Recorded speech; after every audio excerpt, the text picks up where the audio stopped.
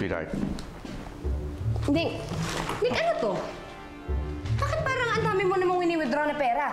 Meron kang nirelease na cheque, meron kang binabayaran sa ospital. Ano to? Honey, I will explain. Nick, are you sick? Oh my God! Are you dying? Mamamatay ka na ba? Pag mamamatay ka, sabihin mo naman sa akin. Huwag mo akong binibigla. Honey, sabihin mo sa akin. Relax. Huwag mo akong bibiglain. Sweetheart, relax. Are you dying? I am not sick. Lalo naman hindi ako dying. Meron kang kailangan malaman. Pero sana maunawaan mo. Meron akong tinutulungan. Ano? Tinutulungan? Nick, sobra naman yata sa pagtulong yan. Kulang na lang sustentuhan mo na yung taong yun eh.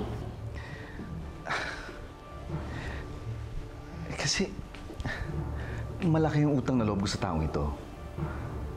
Siya ang tumayong ama sa anak ko. Anak?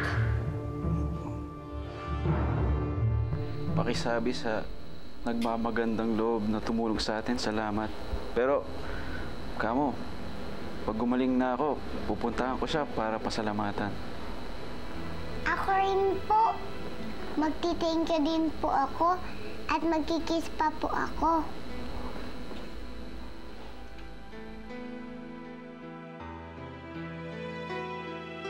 Anak? Nick, may anak ka sa labas? How dare you? Honey, let me explain. Nangyari ito bago pa tayo nagkakilala. Hindi naman kita pinagtaksilan eh. Wala akong pakialam. Nilihim mo pa rin sa akin. Niloko mo ko, Nick! Niloko mo ko!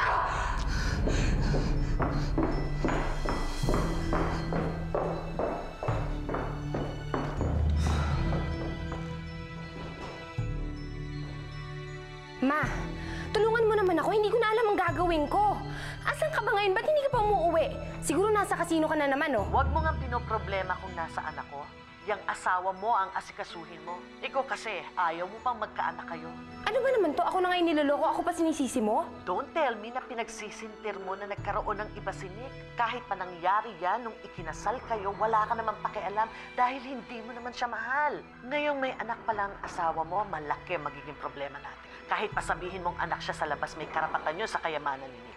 Pag nagkataon ka, hati mo siya. What? Walang kahirap-hirap yung bata, magiging kahati ko pa? No way, Ma. Hindi ko palalapitin yung batang yan kay Nick. At sisiguraduhin ko na kahit isang kusing, hindi yan makikinabang. Siguraduhin mo lang, honey, dahil ayoko nang bumalik sa hirap.